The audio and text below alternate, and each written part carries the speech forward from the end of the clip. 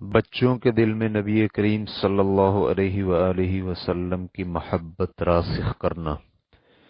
الحمدللہ والصلاة والسلام علی رسول اللہ۔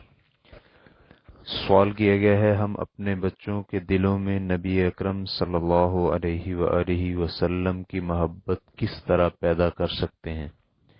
میرا ایک چھوٹا سا بچہ ہے، اس سلسلے میں مجھے کیا کرنا چاہیے؟ الجواب بعون الوہاب۔ بچوں کے دلوں میں نبی کریم صلی اللہ علیہ وآلہ وسلم کی محبت پیدا کرنے کے کئی ایک طریقے ہیں۔ والدین اپنے بچوں کو نبی اکرم صلی اللہ علیہ وآلہ وسلم کے دور کے کم سن صحابہ کے قصے سنائیں اور بچوں کو بتلائیں کہ نبی علیہ الصلاۃ والسلام کو اذیت دینے والوں کے ساتھ ان بچوں نے لڑائی کی اور انہیں قتل کیا، اور نبی علیہ الصلاۃ والسلام کے بلانے پر آپ کی دعوت قبول کی اور آپ علیہ الصلاۃ والسلام کے حکم کو تسلیم اور نافذ کیا، اور جس چیز سے نبی علیہ الصلاۃ والسلام محبت کرتے تھے صحابہ بھی اس سے محبت کرتے اور آپ صلی اللہ علیہ وآلہ وسلم کی احادیث حفظ کرتے تھے۔ والدین بچوں کو کچھ احادیث یاد کروانے کی کوشش کریں اور احادیث حفظ کرنے پر بچوں کو انعام دیں۔ اس سلسلے میں الزبیری کا قول ہے کہ مالک بن انس رحمہ اللہ کی ایک بیٹی ان سے علم حفظ کرتی، یعنی معطا حفظ کرتی تھی، اور وہ دروازے کے پیچھے کھڑی ہو کر سنتی۔ جب پڑھنے والا طالب علم کوئی غلطی کرتا تو وہ دروازہ کھٹکھٹاتی تو امام مالک سمجھ جاتے اور اس کی غلطی نکالتے۔ اور نضر بن حارث بیان کرتے ہیں کہ میں نے ابراہیم بن ادہم سے سنا، وہ کہہ رہے تھے، مجھے میرے والد کہنے لگے، بیٹے حدیث کا علم حاصل کرو،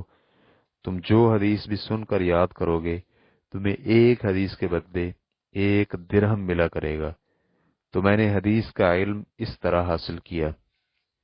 والدین کو چاہیے کہ وہ نبی علیہ الصلاۃ والسلام کی سیرت سے وہ کچھ بیان کریں جس کا بچے ادراک کر سکیں، سمجھ سکیں،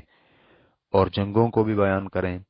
اور صحابہ اکرام رضوان اللہ علیہم اجمعین کی سیرت بھی انہیں سنائیں، تاکہ بچے ان صحابہ اکرام اور نبی علیہ الصلاۃ والسلام سے محبت پر پرورش پائیں اور ان کے سلوک سے متاثر ہوں، اور وہ اپنے آپ کو صحیح کرنے اور دین کی نصرت و مدد کے لیے علم و عمل میں اخلاص کا حماس اور جوش پیدا کریں۔ صحابہ اکرام اور سلف رحمہم اللہ نے نبی علیہ الصلاۃ والسلام کی سیرت کا مطالعہ کرنے کی حرص رکھی اور اسے اپنے بچوں کو بھی پڑھایا، حتیٰ کہ وہ اسے بچوں کو قرآن مجید کی تعلیم کے ساتھ پڑھایا کرتے تھے، کیونکہ یہ قرآن مجید کے معانی کی ترجمان ہے اور اس کے ساتھ ساتھ اس میں اسلامی واقعہ کا مشاہدہ بھی ہے،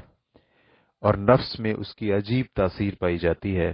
اور اس کے اندر محبت اور جہاد کے معانی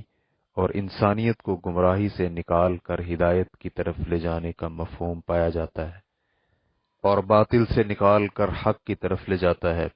اور جاہلیت کے اندھیروں سے نور اسلام کی رہنمائی ہوتی ہے۔ والد یا والدہ کو چاہیے کہ سیرت نبویہ اور صحابہ اکرام کی سیرت سے ایسے اوراق اور موضوع تلاش کر کے بچوں کو سنائیں جو ان کے وجدان کو ابھاریں اور ان میں شوق پیدا کریں۔ مثلا نبی علیہ الصلاۃ والسلام کا بچپن اور حلیمہ سعدیہ کے پاس آپ کی زندگی کے ایام کا قصہ، کہ اللہ تعالیٰ نے نبی علیہ الصلاۃ والسلام کے سبب سے حلیمہ سعدیہ اور اس کے قبیلے پر کس طرح خیر و برکات نازل فرمائی اور ان کو نعمتوں سے نوازا، اور ہجرت والی رات کا قصہ، جب نبی علیہ الصلاۃ والسلام گھر سے نکلے تو اللہ تعالیٰ نے کس طرح مشرکین کی آنکھیں اندھی کر دیں۔ اس کے علاوہ دوسرے واقعات جس میں اللہ رب العزت نے نبی علیہ الصلاۃ والسلام کی کس طرح حفاظت فرمائی۔ تو اس طرح بچے کا دل اللہ تعالیٰ اور اس کے رسول صلی اللہ علیہ وآلہ وسلم کی محبت سے بھر جائے گا۔ علی رضی اللہ عنہ سے مروی ہے کہ نبی علیہ الصلاۃ والسلام نے فرمایا،